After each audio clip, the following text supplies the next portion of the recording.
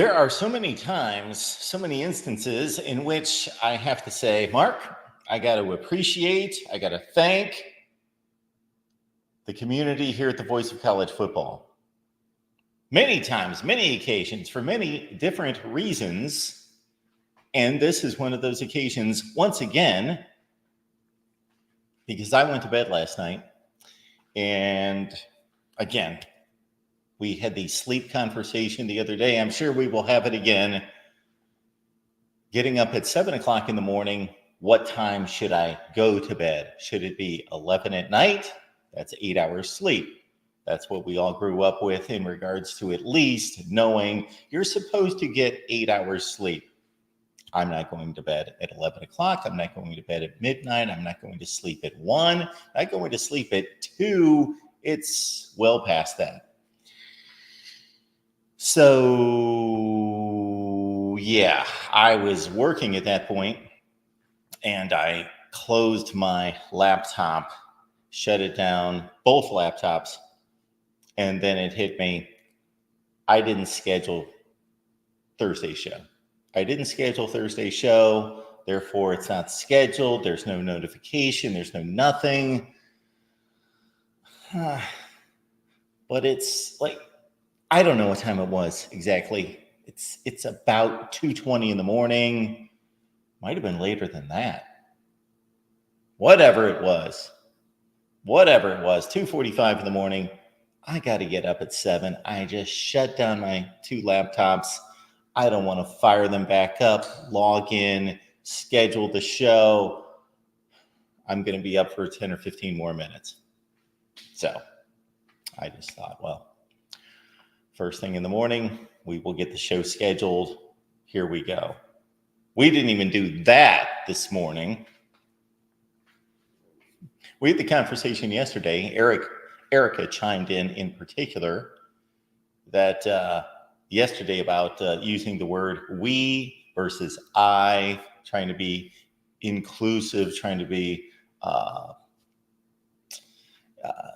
in such a way and take the approach that we're all in it together. So I'm going to say it again. So I'm blaming we. I'm telling you all the things that I did incorrectly, but saying, we did this, we did that. So it's a team effort, both the positive and the negative. So you're taking one for the team today because I really screwed up last night and forgot to schedule the show. And at 2:30, 2:45 in the morning, was not going to fire up the laptops to do it again. And then even this morning,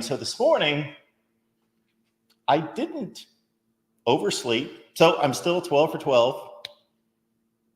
We got to take that official poll on the over-under in what show it will be that I oversleep and we're substantially late. It is currently 8:09. We've been on for 5.5 minutes. That takes us back to about 8:03, 8:04. The theme's pushing 2 minutes. I know it was 1 or 2 minutes late, but I mean substantially. I overslept. That did not happen. I was a little bit too leisurely this morning. So I woke up and I didn't think about, was pretty groggy when I woke up. Pretty groggy. I did wake up at 6. Still needed some sleep for sure, so I wasn't going to get up at 6. But I looked at my phone, saw it was 5:54. I got just an hour to sleep. Shouldn't have looked at a couple things on the phone, but I did fall back asleep. And so I was a bit leisurely in my preparation this morning. I bumped the alarm to like 7:13, something like that. Been getting up at 7:06, bumped it back a little bit, thought I could use a couple more minutes of sleep. And I got up and I just kind of leisurely took a long shower and all that, was gathering things to come down here. What we would eventually like to do, eventually like to have a 3-camera shoot and all sorts of stuff going on in here. And I don't know if the lighting's that great right now. For some reason, it's not as good as it typically is. I intentionally left those lights off because they light up the background and not me. Maybe I should go. We'll test that out on the air. Why don't we do that? That's good TV, right? So I was a bit leisurely this morning, and so I didn't get up late. I did do one of these for a couple minutes, but then I jumped out of bed, never went to sleep. But I just, again, wasn't moving because I thought I had plenty of time. And I was gathering everything together. And as I was starting to say, even before we get to the point where we have an elaborate production, we're still working on the main set. As you can see, I got a blank wall behind me all the time. I'm talking to my folks that contribute here at the Voice of College Football, our various media contributors, and I'm sending them things, sprucing up their sets, and here I am. I'm still sitting in front of a blank wall. Anyway, down here, I've gotten to the point where I'm in 3 different locations, although this is just for this particular show, being in the kitchen, that I think I would love to buy double or triple laptops, all the chargers for them, so I could just leave them in their locations and I'm not constantly gathering everything up, mics and everything, and I'm doing one of these down the stairs every morning, usually 2 trips. But so here we are anyway, going down the steps, and I got my phone right there, and I pop it to see what time it is. 7:56. Yeah, 7:56. So I was a bit slothful. I said leisurely. Now I'm saying slothful. Don't use those words too often. Can't come up with another one. But we're here. We weren't truly late. We were technically late, but here we are on a Thursday going into our 3-day weekend for, it's good to say the show at some point in the first 10 minutes, Wake Up College Football. If you're joining us for the first time, this is a different take on college football. So you could be, hey, familiar with the Voice of College Football, watch the shows, know what we're doing and what the deal is here at the Voice of College Football, and you come across this show for the first time. We've done it 12 times now. Or you could be, hey, out there surfing the net, and YouTube, God bless you if you're sending my show, our show, to anyone new in particular. Don't know if you're doing that or not. And then they're checking us out for the first time that have no idea what we're doing at the Voice of College Football. So welcome in. No, we don't normally broadcast from the kitchen, nor do it in such a way in which we're talking about breakfast food and other details of the morning. But this is a morning show, so a bit of a different look, different vibe, different location. And this is what we do. So it is good to see everyone. So my initial statement was my statement of gratitude to our community, because despite me not scheduling the show, then not scheduling the show this morning and just scheduling it as we went on and sending it out, that many of you have still caught up with us here at the Voice of College Football. So thank you. Appreciate you being here. Let's see who is here. I thought about going live on Twitter as well. The Twitter viewer count annoys me because it's not a true viewer count, I don't believe, as I understand it to be. So I've toyed around with the strategy of, do we do this on Twitter and Facebook at the same time? And I'm doing that with all the shows. I should have a more consistent and a direct approach strategy.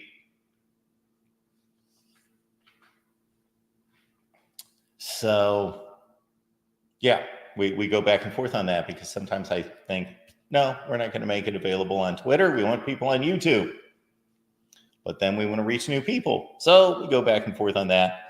But we've got 26 here on YouTube. We don't have the extra boost from Twitter, which is typically a bit fake, phony, a bit exaggerated, probably trying to make people feel good.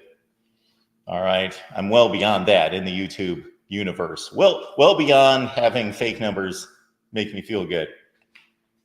We did have some really good shows here recently that we will run down, but first let's get to the chat. Mushu420, appreciate you being here. Good morning to you as well. Sunny, I'm making the morning jingle of this show the alarm sound of my phone. I'll start waking up in a more pleasant mood.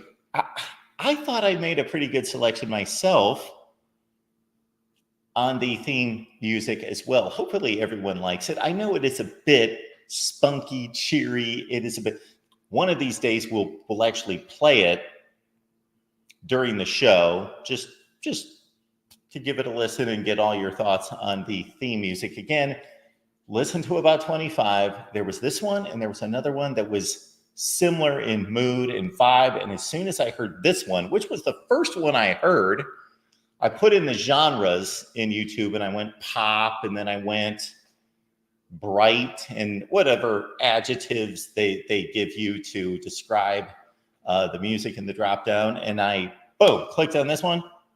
Oh, wow. That's what I'm looking for. This is actually what I'm looking for. Which reminds me, Sonny, the intros on these videos and on these shows, a little revamping could be in order there. We appreciate Sonny. Thank you for that. I don't know. You can let us know, Sonny, at what point you get sick of that. But I like it too. I bounced around a little bit on that beat. So I do little bouncing to beats at 8 a.m. in the morning, though. At 2 in the morning, though, right before I'm about to turn in for the night, when I'm either just watching entertaining videos and all of that, listening to music, typically listening to music, there was a lot of, this would not be a good sight for a lot of you, but there was quite a bit of, I just had to do a little dancing last night. Yeah, absolutely, I did. Absolutely. But in the morning, I'm a better talker, I'm not going to say I'm a great dancer, all those things, everything that requires any kind of cognitive skill, much better at 2 a.m. than I am at 8 a.m. But thanks for bearing with us. And Sonny, I hope the alarm goes well for you. I was never one to change the alarm settings on my phone or any of the rings, any of the volumes, any of the volume, sure, any of the sounds, the rings, any of that. The look on the phone, I don't do any of those things. It just doesn't hit me that, sure, I would love to see my son and daughter on my phone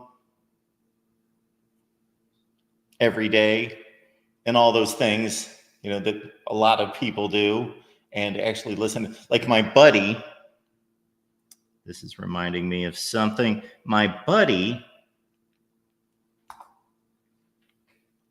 Steve, his ringtone is the Hogan's Heroes theme song. So you get the drum beat and the whole deal. If you're not familiar, give it a listen. It was a perfect selection for the show. Again, it's military, but it's also light and comedic in a sense, or it gives that comedic feel to it, or maybe it just does because we know Hogan's Heroes and what it's all about. One of my favorite shows of all time. It's in the top 10. It is definitely in the top 10. I watched a lot of Hogan's Heroes growing up.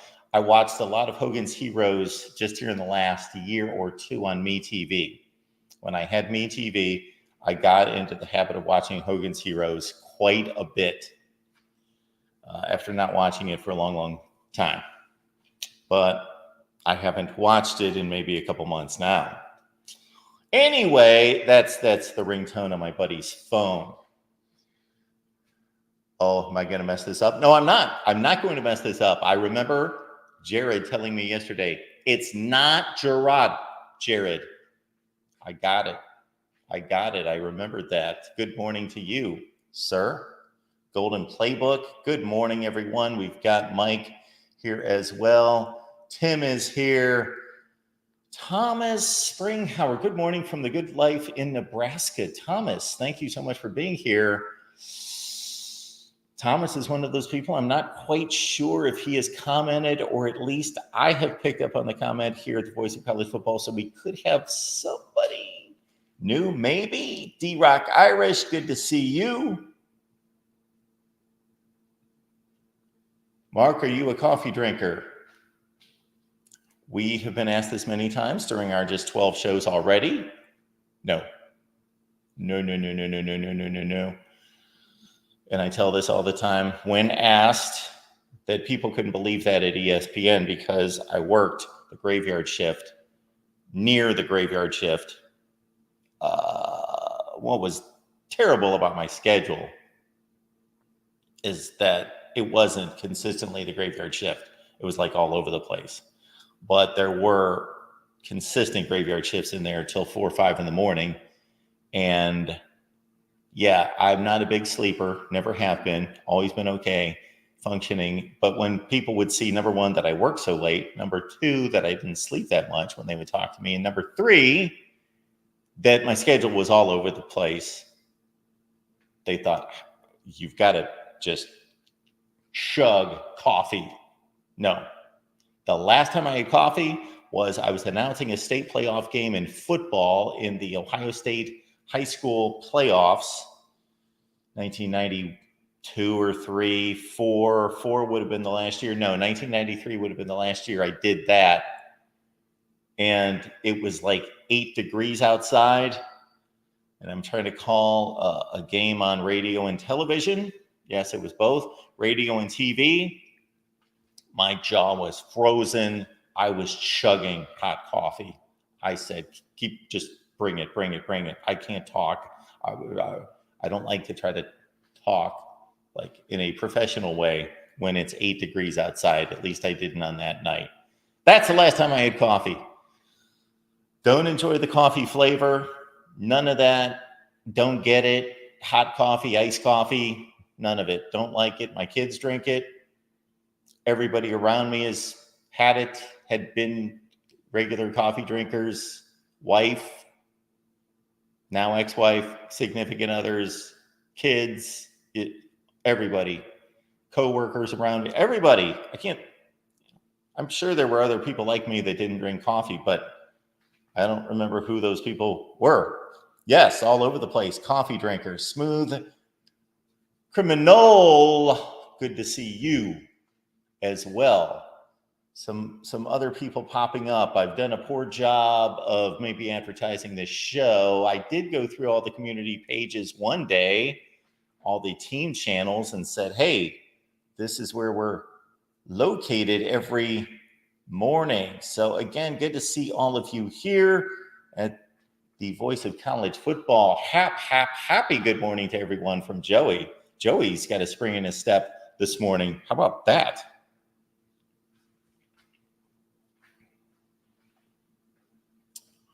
Before we went on the air, we were on the air talking about birthdays for some reason. Well, first of all, not to get back to yesterday's headlines, but this became a headline later in the day. We're going to get to the morning headlines. That's what we do here on our morning show. We break open the morning headlines. We've got no preparation. We read them all together, fresh, just like the morning paper back in the day. Our source is ESPN. We tell you every day, source is ESPN, but we can go to any morning paper. So whatever your source, please give me a recommendation. We'll check it out. But we learned on a sad note that former Florida State quarterback Marcus Outzen went by the name of Rooster, a nickname there in the Florida State community. Marcus Outzen, only 46 years old, passed away on Wednesday. So we honored him, did a tribute during the Florida State show. And I found out about it as I was going live on the Florida State show, because I do my usual scan of Florida State news. Okay, what's going on? Recruiting, transfer portal, all those things, and see the untimely death of Marcus Outzen. Although for those family and friends out there and others that were aware of his situation, he suffered from what is, I don't want to mess up the acronym, but it's basically a disease in which the white blood cells are attacking organs in the body. Sounds horrible. So again, our condolences go out. Our thoughts, our prayers go out to Marcus Outzen's family, and also his friends, his close friends, everybody associated with Florida State football that knew and loved Marcus Outzen. So we had a nice tribute again to Marcus Outzen on Wednesday on the Florida State show. I was looking for the banner that signified the passing, but cannot find it anyway. Marcus Outzen, Rooster, at the age of 46. Wow, that's sad. All right, let's bring the show back up. All right, why don't we do that? Although I did want to mention that because actually what I was thinking about at this time, and she would hate it if she knew I was mentioning this, but I just want to because I'm proud, because I'm a proud daddy. So we will go to my X page. And yes, I do call it Twitter and I do call it X, both. I'm trying to switch over.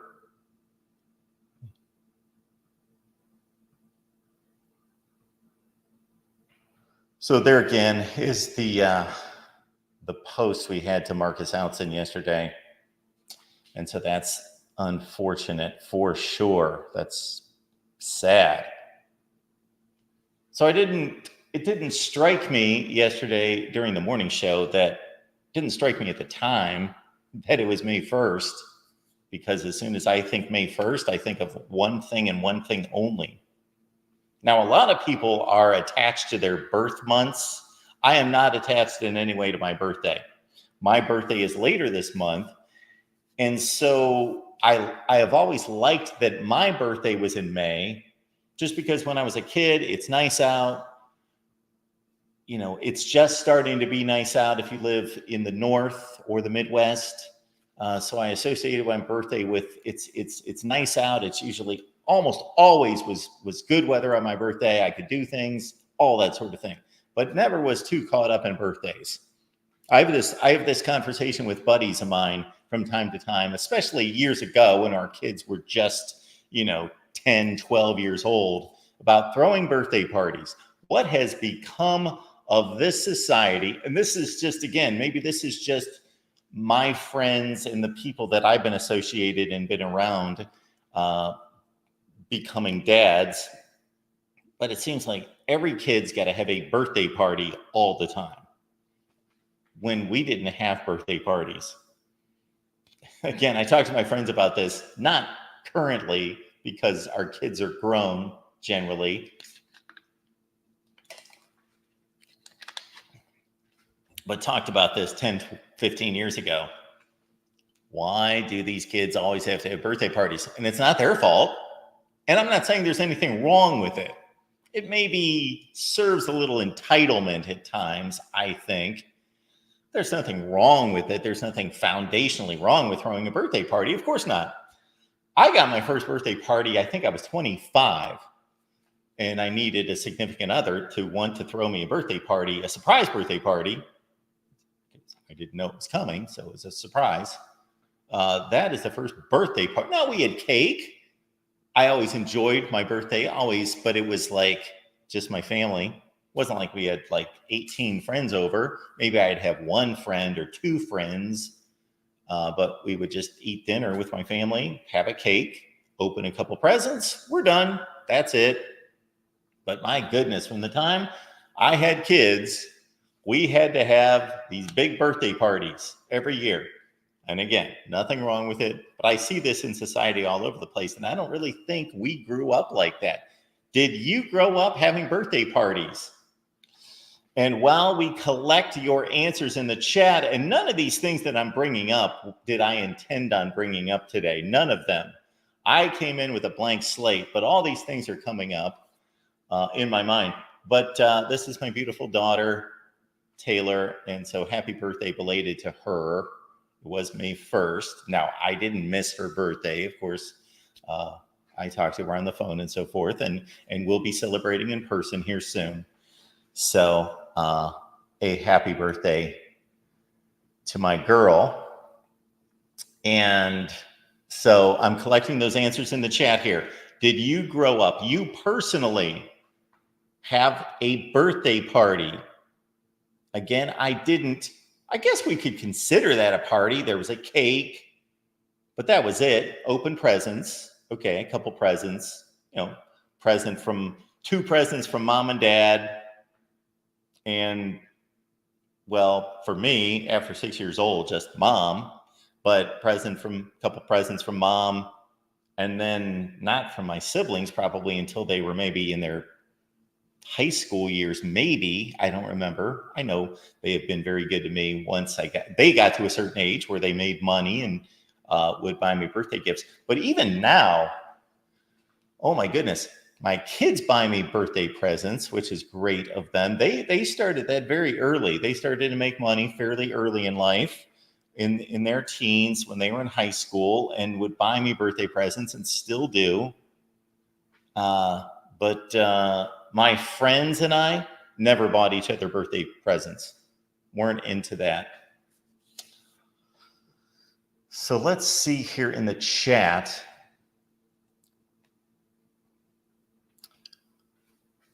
Joseph Allen, happy birthday to your daughter who turns 35 today. I guess she doesn't care if she has her age broadcasted out there, but it's there. Happy birthday, Joseph, to your daughter.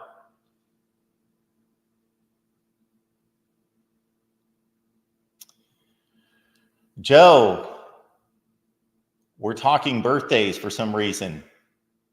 Oh, it was my daughter's birthday yesterday for some reason. Yes, Franklin Fanatic taking us a place that I didn't really want to go, but I did post a comment there. That is true. That is awfully true. We could have went with no's. We could have went with all sorts of comparisons there. Hummus Hero had a birthday party. Parents are now crazy about it. Oh, yeah, parents now are crazy about throwing birthday parties.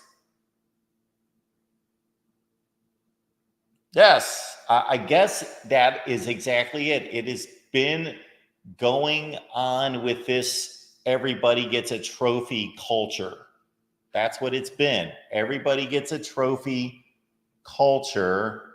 That has been what has gone along with that. Exactly. It's the same thought process.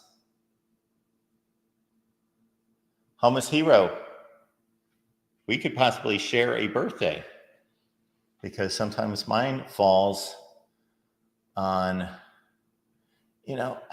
I got to tell you, and again, this is not a knock on anyone. For some reason, just the lighting is just not right.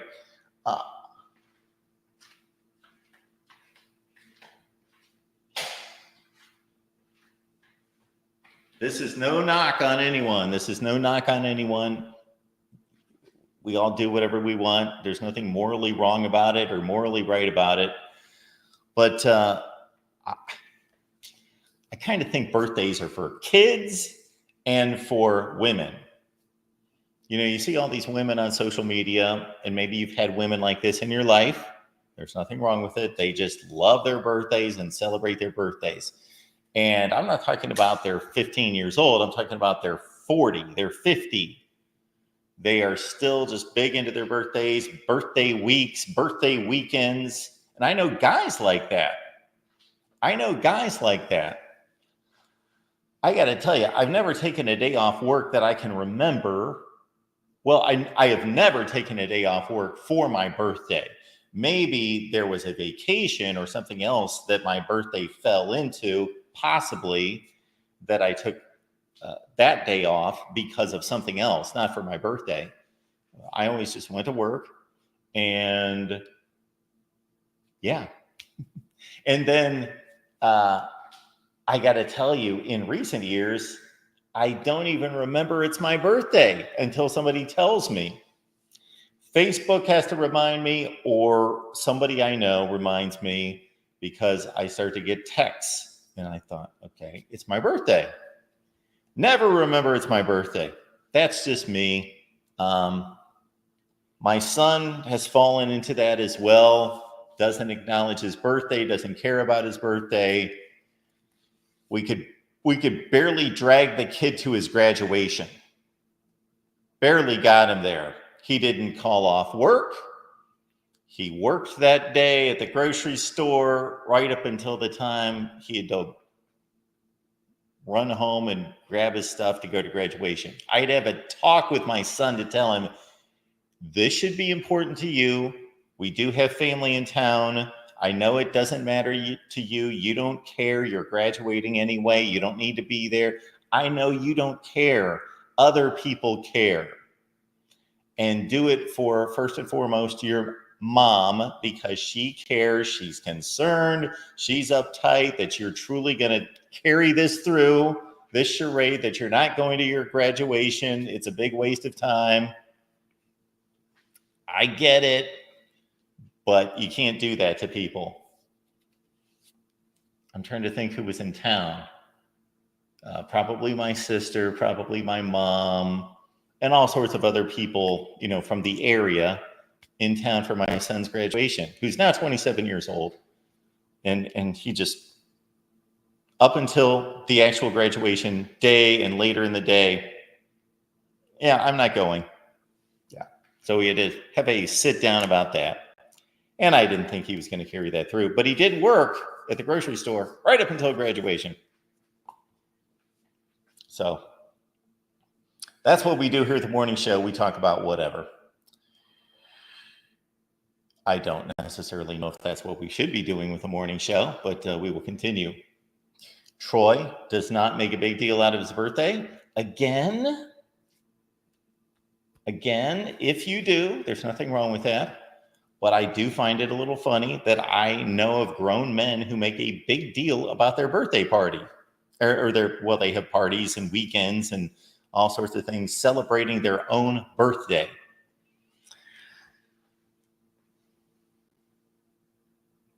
When I was 30, I was married, and my wife wanted to have a big blowout and invite all sorts of people from out of town and everything, and I shut that down.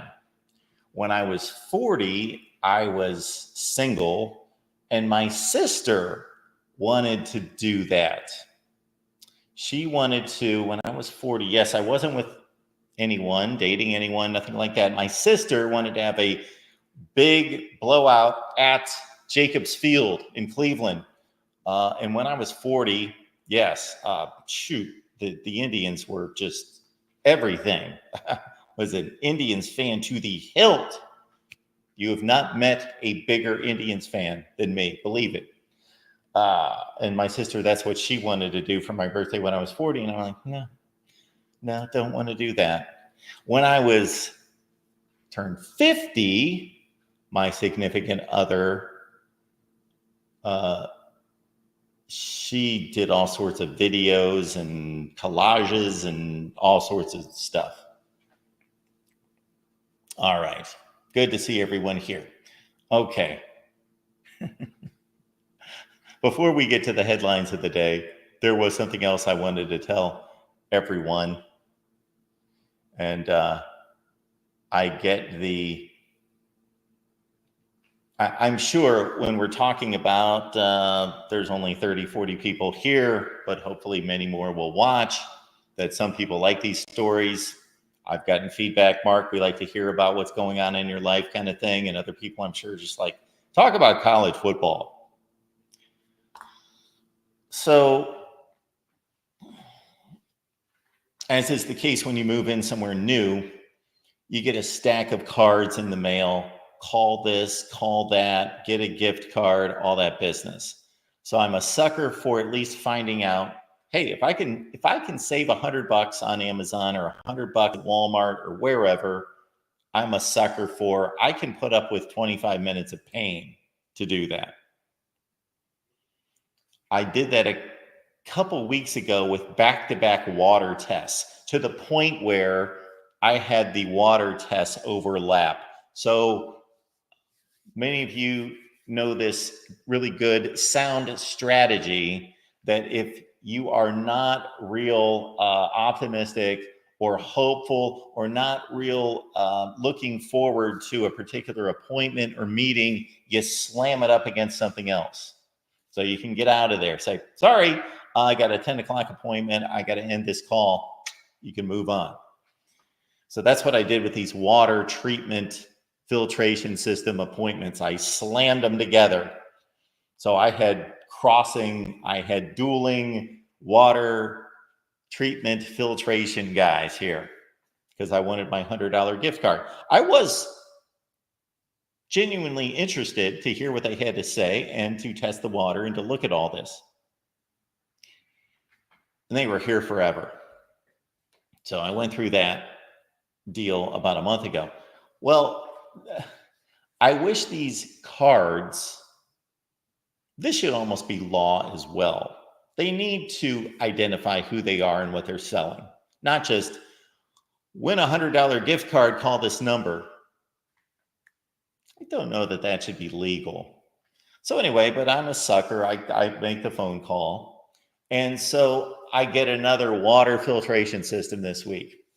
So I set up an appointment I asked, how long is this appointment going to take? 25 minutes. Okay, I thought, all right, I'll gather up another $100 gift card, even though then that becomes a whole process of filling out forms and going online and getting the promotion code and all that. But I thought, you know what? Sometimes I schedule these on Monday, and by Thursday, I'm regretting it. So I set this up for 10 o'clock yesterday, and actually the guy was calling while we were here on air, and I did not pick up his call just to make sure that the appointment was still on. So he was calling to confirm. Then as soon as we wrapped up yesterday, I called him back.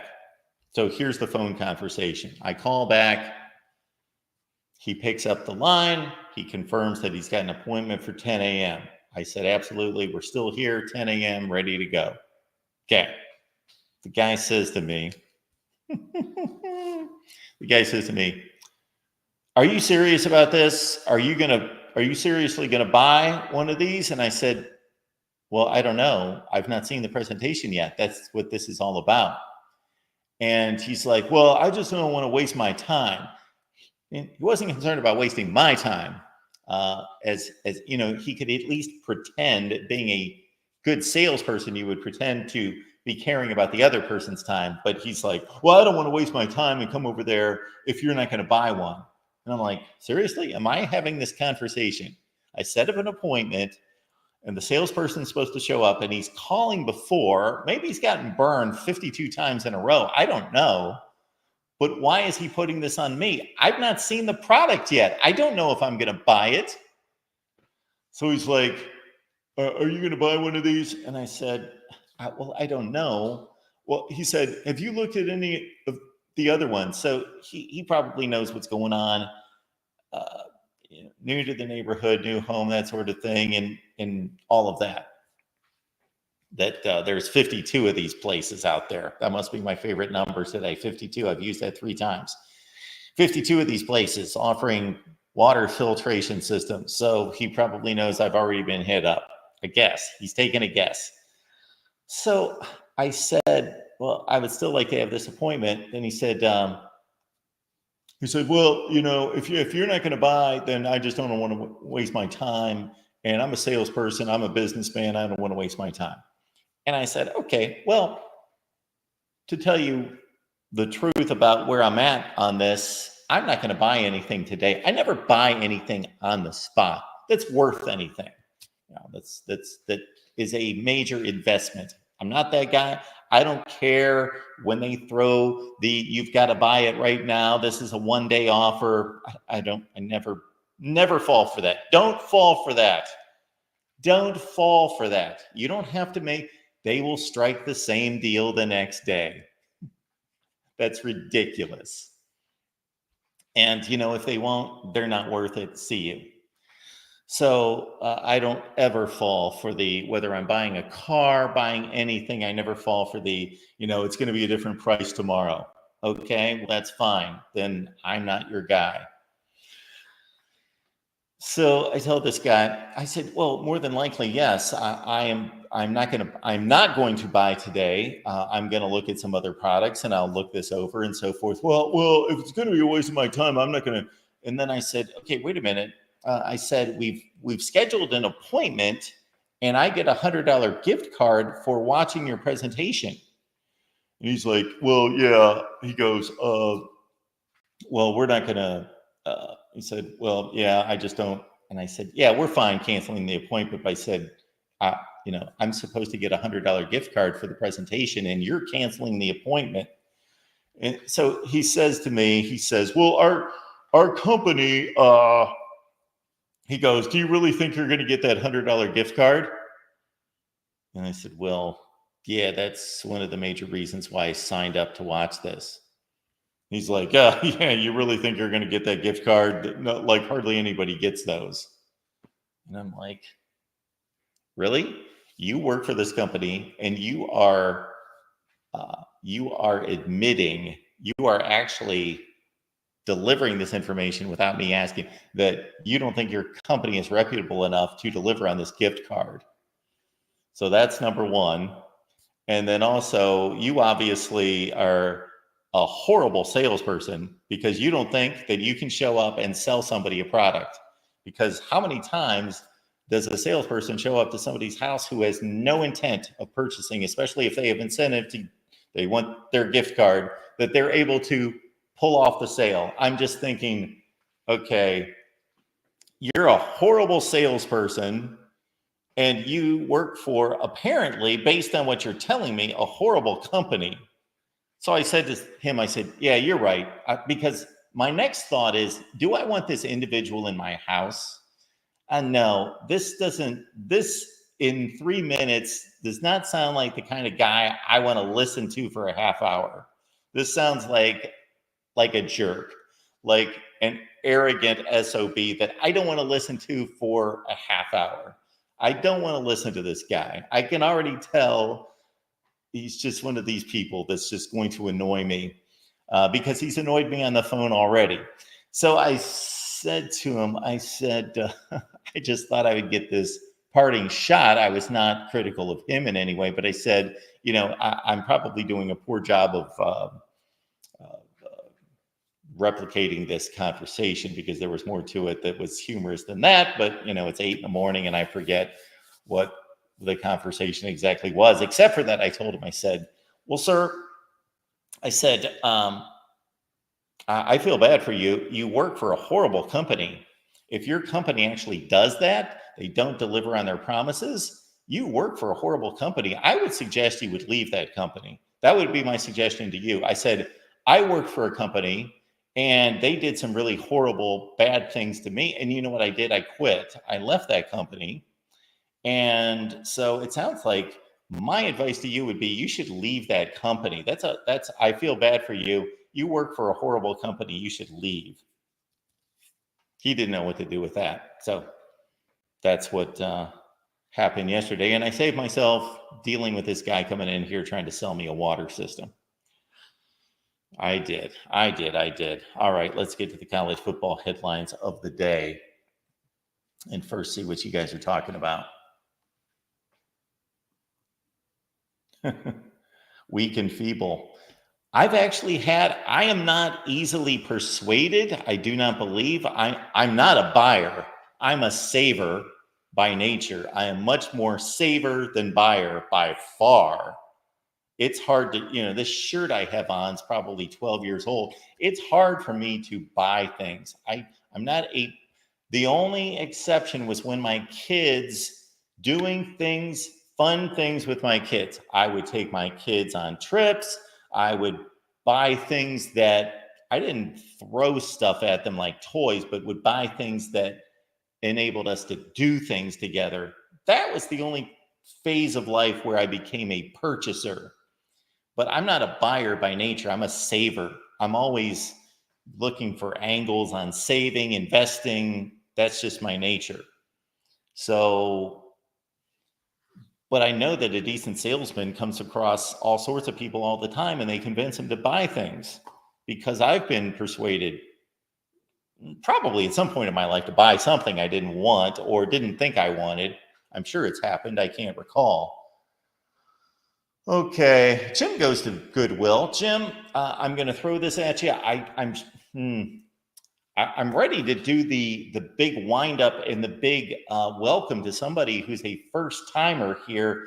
And fortunately, we're large enough here at the Voice of College Football. I don't always know who that is. I do want to mention two things, two very special people that we've had on recently, because when I say special, yeah, we're all special, right? We're all special.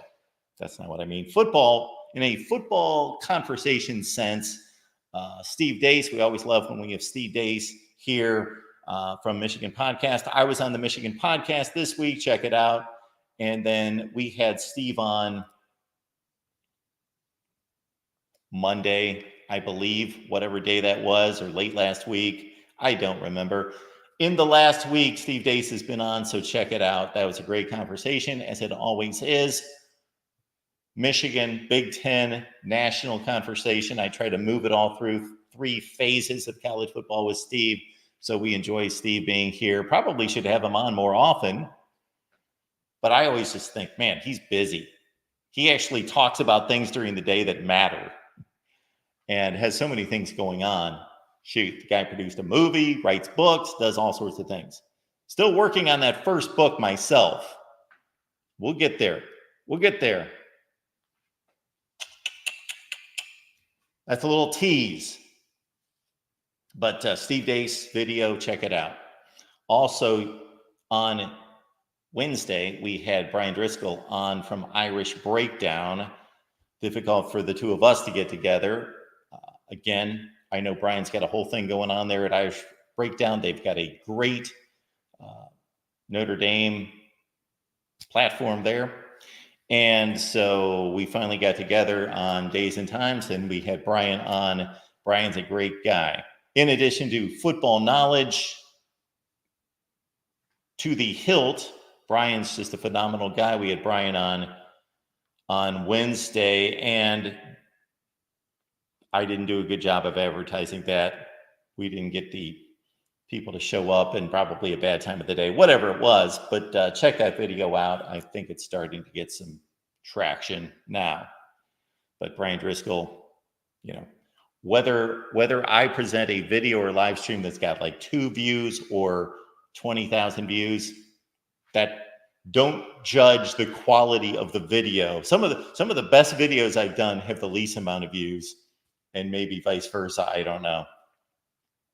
Which reminds me, I still need to go to bat on YouTube to get a Jimbo Fisher. Not that it matters now, nobody's going to watch it now, but still, the second largest video in the history of this channel was my analysis on Jimbo Fisher. This is well before he got fired. This is the year before, when they lost to App State.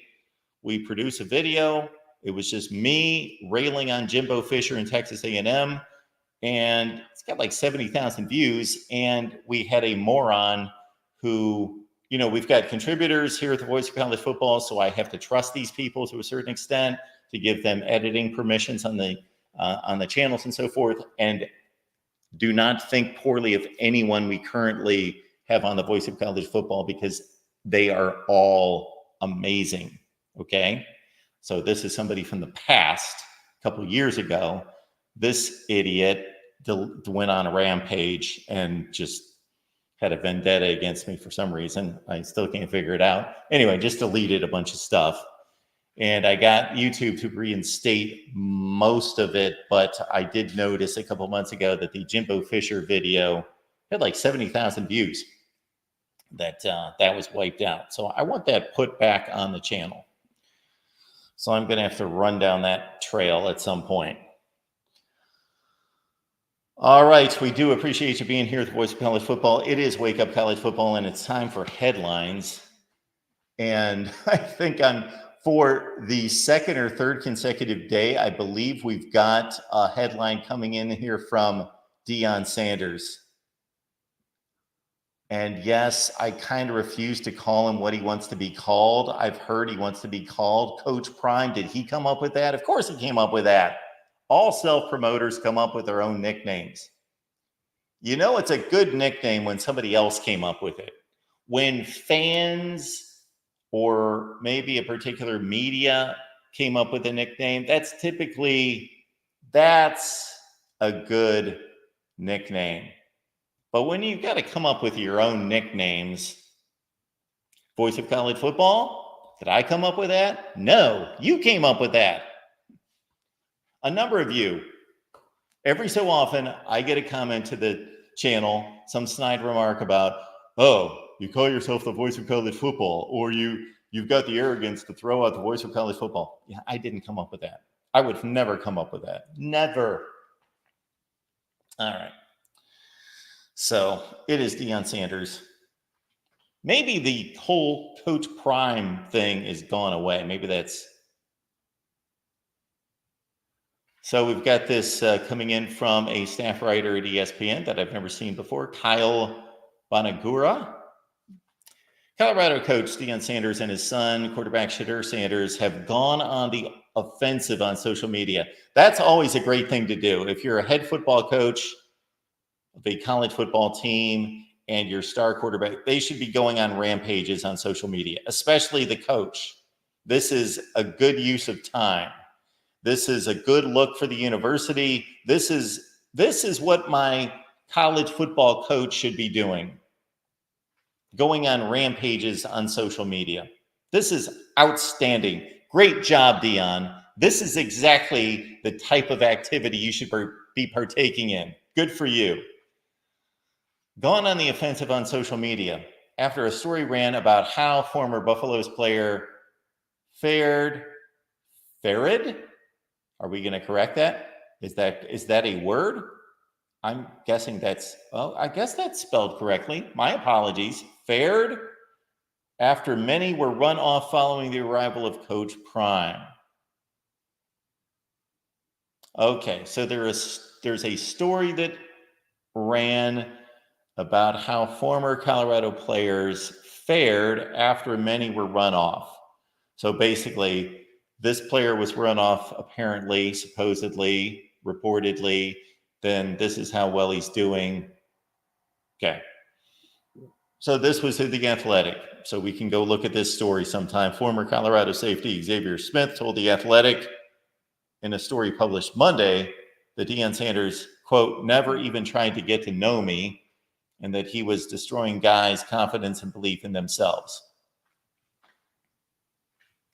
So I will walk back my initial comment about Dion Sanders because I thought this was slightly different. We'll see what it turns out to be here. I don't know, and I only said what I said about Dion at the beginning of this article because he's done these things over and over and over, and I don't agree with his tact. Now, is there a time to defend yourself? Sure. So this particular player says that he is destroying guys' confidence and belief in themselves. Okay. Shedeur Sanders posted to X that he did not remember who Smith was. Okay. Well, again, I don't expect these college football players to act like real men. Don't expect them. So we're not supposed to call them kids. I do at times, but somebody came up with some unofficial rule at some time. I hear from time to time, don't call them a kid. I'll call them a kid if I want to.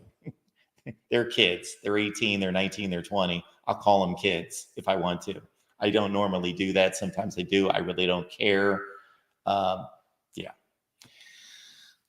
So they act like kids, many of them.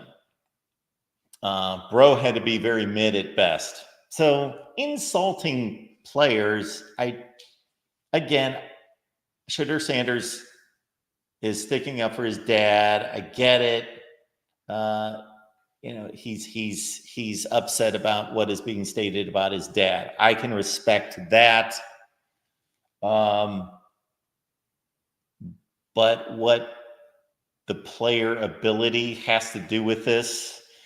This happens so many times with these kind of situations. People get caught up in what is not important or what is not even at the core of the situation.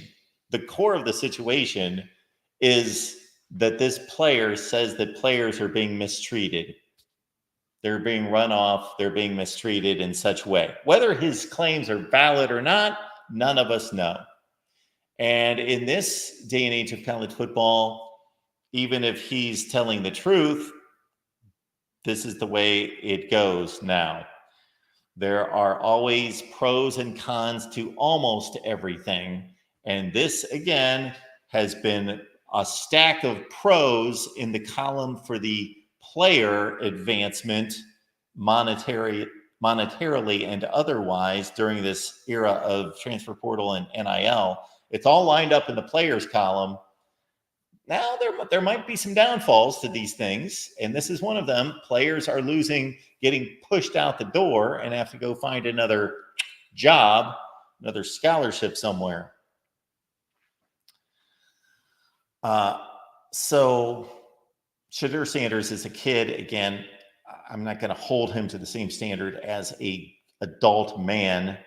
I don't know how old he is technically, but who cares how good the player is? That doesn't matter.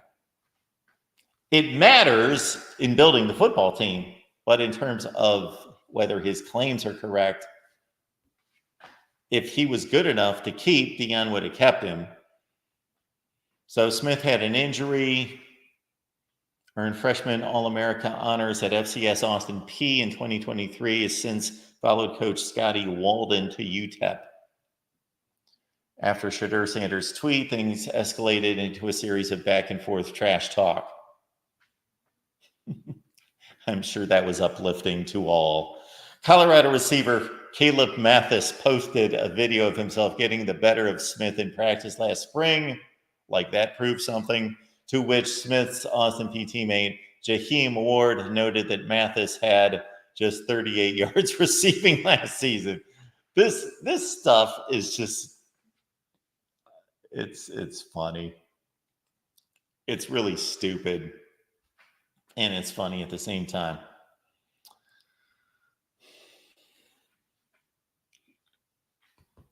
The more and more I hear about Deion Sanders and his approach at Colorado, the more I think, is he doing anything wrong? No, not in this day and age of college football, recruiting, player transactions, player acquisition. Is he doing anything wrong? Not that I can tell, but is he really doing anything that's in the spirit of what college football should be? Or is he conducting himself in such a way that I would want my coach to conduct himself? And as was noted to me by somebody, that was Cam Underwood, State of the U, during our Miami show, 7 o'clock Eastern, every Wednesday. Got to be there. Great show. Cam's a great storyteller, wealth of recruiting knowledge, other knowledge concerning all sports, especially, of course, Miami college football. As he said, basically, this is setting up so Dion can have as good a season as he possibly can and then run off in 2025. Look, he's doing nothing to build this program. Nothing he's doing is sustainable. He's just collecting the best players he can possibly get to throw on this team, throw them together, have a decent season, and go somewhere else. We shall see. This approach was definitely not sustainable at one time. I don't know if it's sustainable now. I believe the best approach is somewhere between Deion Sanders and Dabo Swinney. I posted a video a few weeks ago. Check out that video. I thought it was a pretty darn good video. I was comparing and contrasting Deion Sanders and Dabo Swinney, and my conclusion basically is I don't believe that either approach is going to be ultimately successful. Not that Dabo Swinney won't continue to be successful. And based on your criteria, whatever that is, if it's competing seriously for national championships. He's not been able to do that the last 4 football seasons, 3 football seasons. So Dabo, there's this thought that like Clemson is crumbling. They're not. He's still recruiting top 10 classes, and they've still had really good football teams the last 3 years. It's only been 3 years, and he's won the ACC once, and he's losing 3 or 4 games. Sure, they are not what they were 5 years ago. Absolutely not. He's not been able to replace his quarterbacks. But I do think that he can be successful doing what he's doing and just being hardline, no transfers. That he can still be somewhat successful, meaning 8-4. Think he can go 8-4 every year for the rest of his career, something in that range. But to be as successful as he has been in the past, think you got to be in the transfer portal. Think that's pretty obvious. Now, do you need to be Deion Sanders? No, you shouldn't be. You shouldn't be. There are still positions, there are still types of players that benefit from development. Not everybody steps off the recruiting visit as a 5-star, ready to roll. Boom, Jeremiah Smith, let him go. No, most players need development. And it's best to do that in one location, in one system, under one set of coaches for a period of time, not 1 year at Kansas, the next year at NC State, the next year at Washington State. That's not the best way to develop skills and continuity. So that's not the best way to do it. No. So more on Dion. I have a few times, or more than a few times, been called a Dion hater. I am not. I've been very complimentary of certain aspects of his approach and certain aspects of his accomplishments. He's highly accomplished. As a player, of course, he might be the greatest at his position in the history of college football and the NFL. Might be. He's in the category. He in no way should be claimed as the greatest, I don't believe. I think there is a tackling component there.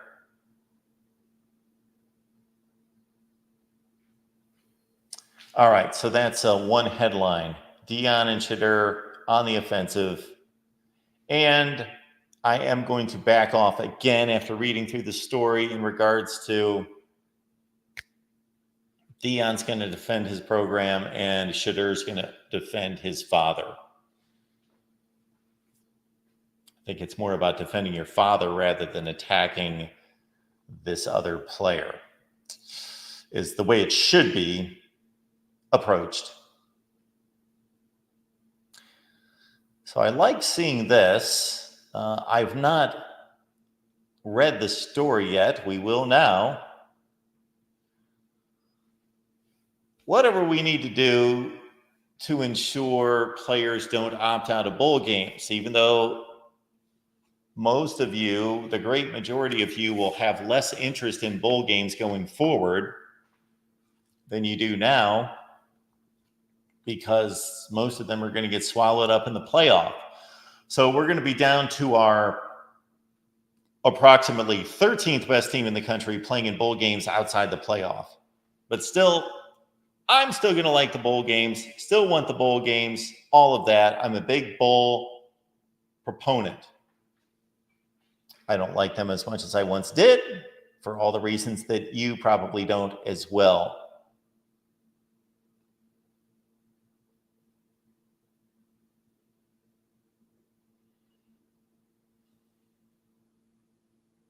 So we look at this from Heather Dinich.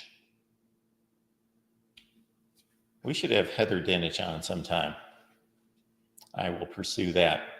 As revenue sharing with college athletes becomes a growing possibility, some bowl leaders are already hoping for a collective bargaining agreement with the players that would help significantly lower the number of postseason opt-outs. I've talked about this ever since transfer portal and NIL started, and even before that, of course, we had opt-outs. The first two that I remember that were significant were Christian McCaffrey and Leonard Fournette in 2015. Those are the first two that I remember that were significant.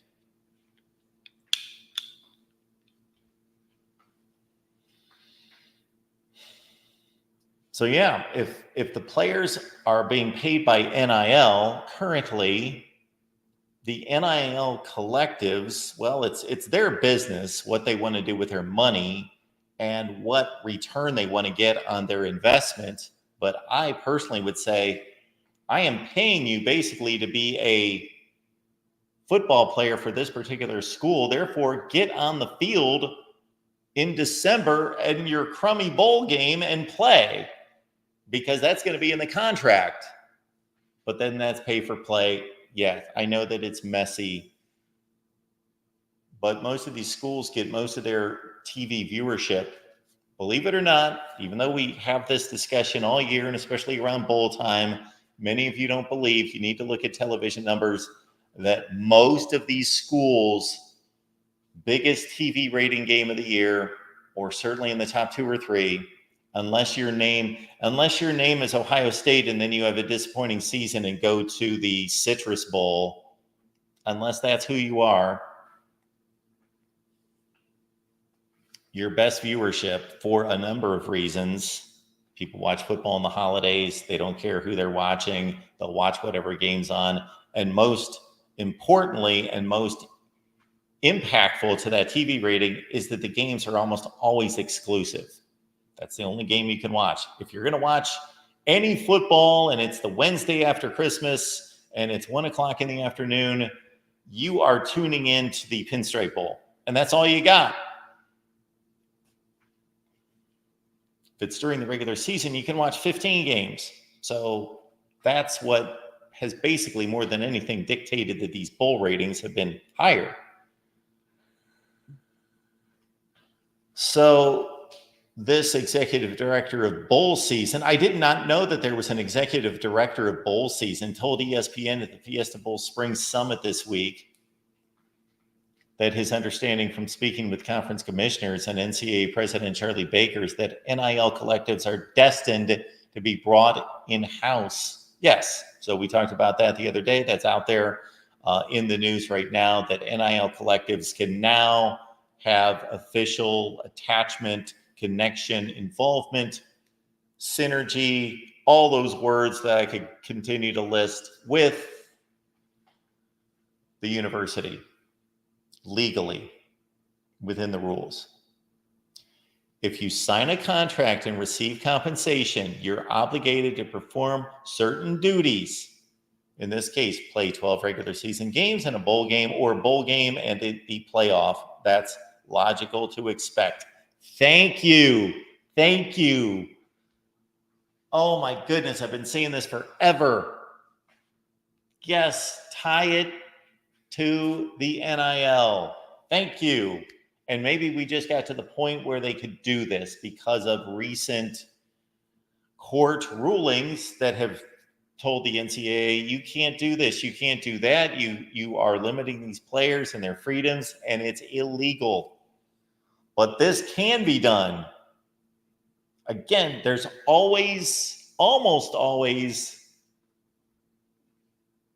a counter, a con to the pro. And this is what it is for these players. You're going to play in a bowl game.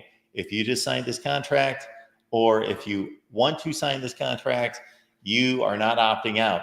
And if you do, are these players most likely, let's take this to the real world and take this and play it out in a practical situation.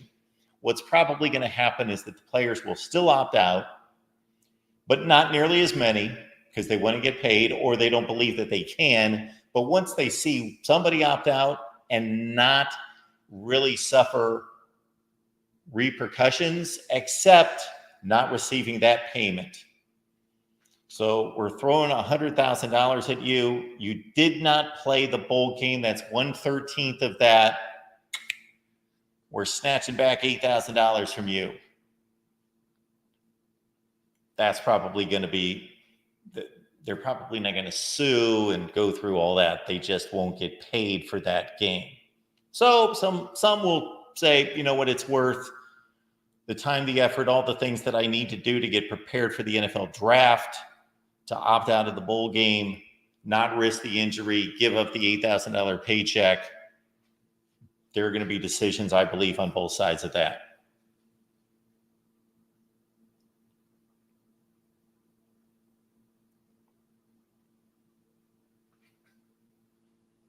I am going to dive into this a little bit more in a video, I do believe. So we will do that.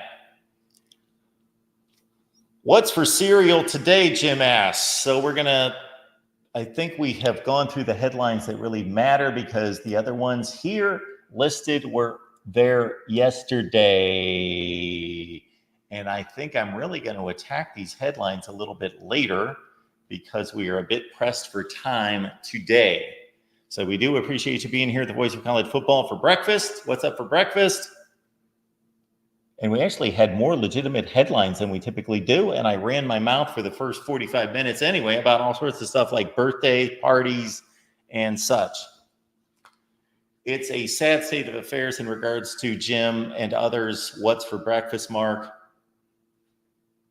And remember, I will make your favorite breakfast, or whatever you want me to make, or whatever you want me to purchase here at the Voice of College Football. Leave those menu items. Super Chat, thank you. Venmo, PayPal, Cash App is more effective. Super Chat's available as well. And whether that's a donut, a bagel, again, if you want me to open up the cupboards, drag out all the mixing bowls and all that business, we can make pancakes, French toast. We can, something I've never heard of, whatever Joey throws out there every day, jerking this and the whatever you want to see us make here at the Voice of College Football for our Wake Up College Football show, that is up to you.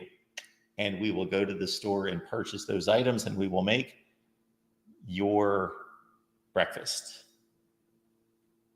And, or just a nice little simple purchase of that item. Yeah, I've got no bacon. I've got eggs.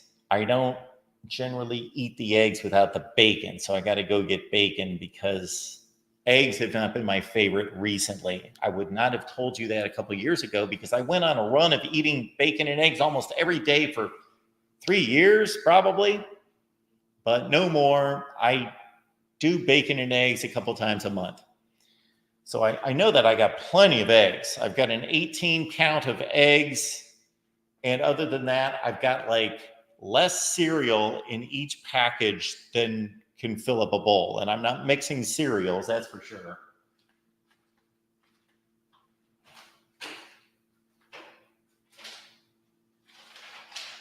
You know what?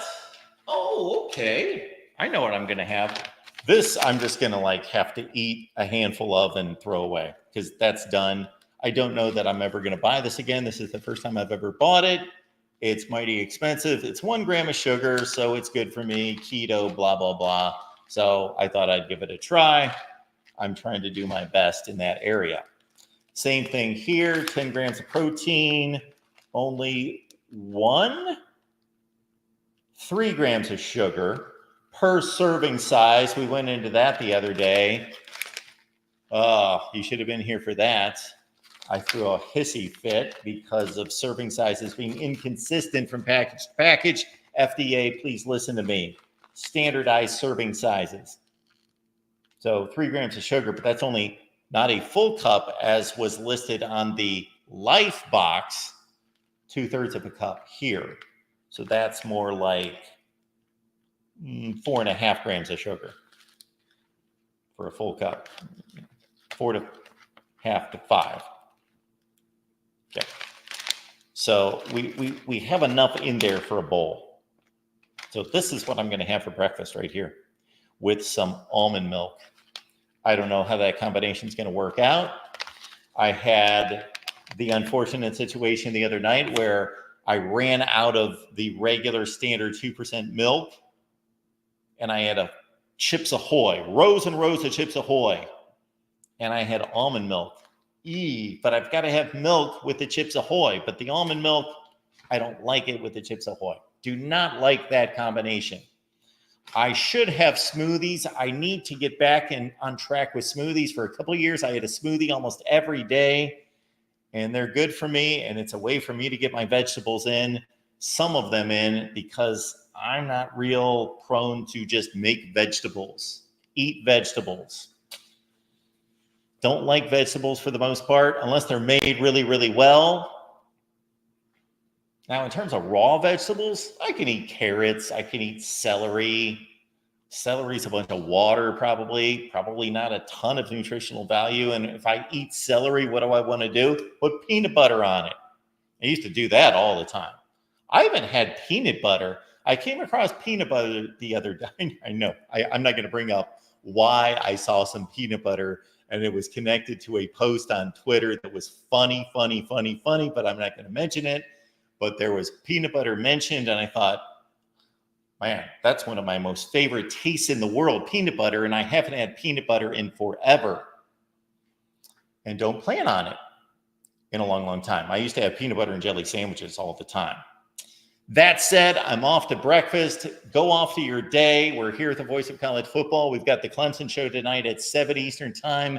Joey's got a show at 7 Eastern time. I don't know what it is, but I know it's on the West Virginia channel at 7 o'clock tonight. It's probably the Big 12. I don't even want to try to guess what show it is, but on the West Virginia channel, I think we've got a show Monday night, Wednesday night, Thursday night, Friday night. I think I've got that straight. Just know that they're at 7 or 8 o'clock. And the Clemson shows tonight with Jordan and Tiger Paw Craven. I've got all-time rankings. I was working on this. This is what I was doing until 3 o'clock in the morning last night. All-time program rankings. We're delivering here at the Voice of College Football, and we do it right. We don't do it like others where we just spitball. Let's see, all-time program rankings. I guess Alabama's number one because they got more national championships than Ohio State. So they're number two. And then is it Michigan, Notre Dame, Texas? Who do we go to? USC 3, Michigan 4. No, we don't spitball it like people out there do. Even though I could probably spitball it more accurately than they do. No, we do it right. I am going through winning percentage, major bowl wins, total bowl wins, NFL draft selections, first round selections, conference championships, which may not be necessarily legit, but All-America selections, award winners, not just the Heisman Trophy, but all the position awards. And then I actually put down a category and calculated this last night, and my eyes were basically doing this. They were crossing at one point because I was going through.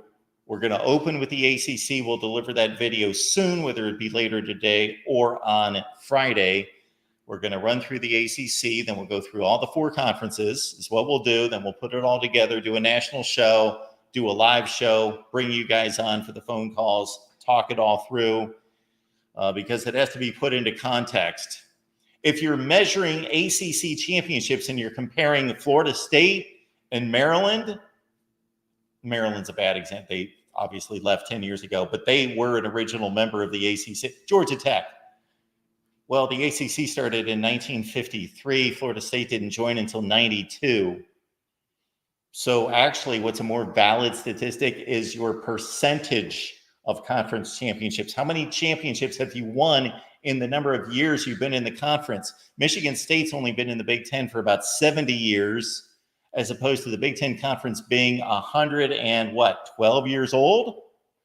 Penn State's only been in the Big Ten. They're not going to have as many championships as other schools do. They've been in the Big Ten for 30 years, not for 110. So, a lot of comparisons being made. It's not going to be a perfect system because that does not exist from anyone. But we're going to go to all-time program rankings. And we're starting with the ACC. I was going through those numbers last night. And again, my eyes were crisscrossing because I was adding up records, not just all-time records. Of course, those are going to be there. But in the playoff era, this century, and since 1970. Do appreciate you being here at the Voice of College Football. Have a great breakfast, a great day. You will see us soon. Of course, we got the Clemson show tonight. We got the West Virginia show tonight. And I think that's it across the board, unless I show up at some point. I did see some interesting articles there that I may comment on and post a video during the course of the day. Right here at the Voice of College Football. Appreciate you being here.